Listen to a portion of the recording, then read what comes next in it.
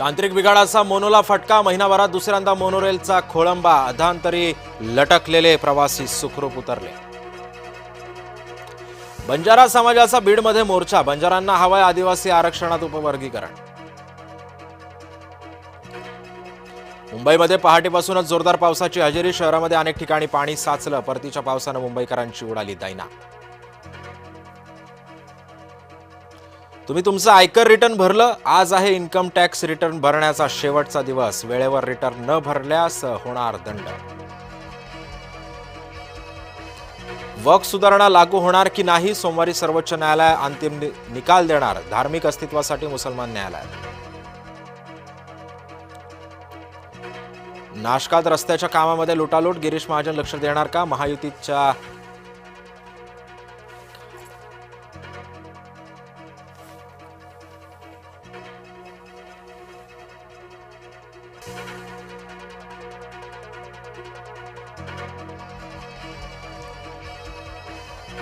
पाकड्या गायकाचं केलं कौतुक. पुण्यामध्ये हिंदुत्ववादी संघटना चिडल्या. बॉलर पबच्या बाहेर रविवारी रात्री प्रचंड धिंगाणा.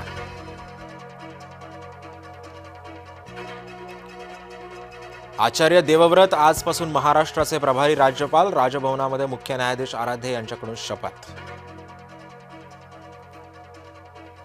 ठाकरे गटाचे खासदार संजय राऊतांवर चहूबाजूंनी हल्ला. मिटकरींचं धक्कादायक विधान. आमदार मिटकरी म्हणाले तर राऊत यांची जीभ हासडलीच पाहिजे. नितीन गडकरींचं वक्तव्य पुन्हा एकदा वादात. इमानदारीनं 200 कोटी रुपये कमावले. नितीन गडकरींचं वक्तव्य ठरलं लक्षवेधी.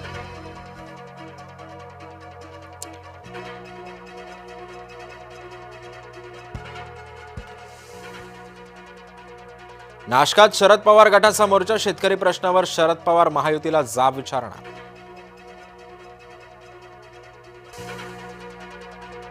मुंबईच्या संजय गांधी राष्ट्रीय उद्यानात कबूतरखान्याचं उद्घाटन. राष्ट्रीय उद्यानातील जैन मंदिरामध्ये बनवला जैनांनी कबूतरखाना.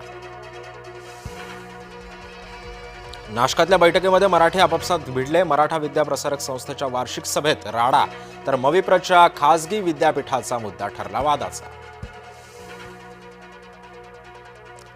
साताऱ्यामध्ये एका महिलेला डबल जुळं. पहिल्या बाळंतपणात तिळं. आता झाली एकाच वेळी 4 मुलं. साताऱ्यात मजुराचा डबल धमाका. धनगरही अनुसूचित जमातीतल्या आरक्षणासाठी सरसावले. बारामतीमध्ये आरक्षण श्रेणी बदलासाठी धनगरांची लवकरच बैठक. सरकारला प्रश्न चिघळत ठेवायचे. मराठा आरक्षण वादाच्या निमित्तानं शरद पवारांचं टीकास्त्र.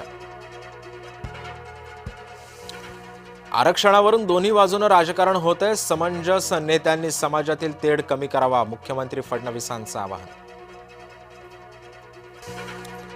आंदोलकांवर गुन्हा दाखल केल्यानं ओबीसी नेते आक्रमक. पोलिसांना पुढे करून दहशत निर्माण करण्याचा प्रयत्न. ओबीसी नेते लक्ष्मण हाकेंचा सरकारवर गंभीर आरोप.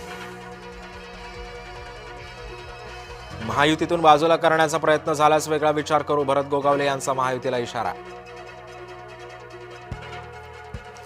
छातीवर गोळ्या झेलू पण महामार्ग होऊ देणार नाही. शक्तीपीठ महामार्गाविरोधात बच्चू कडूंचा सरकारला इशारा.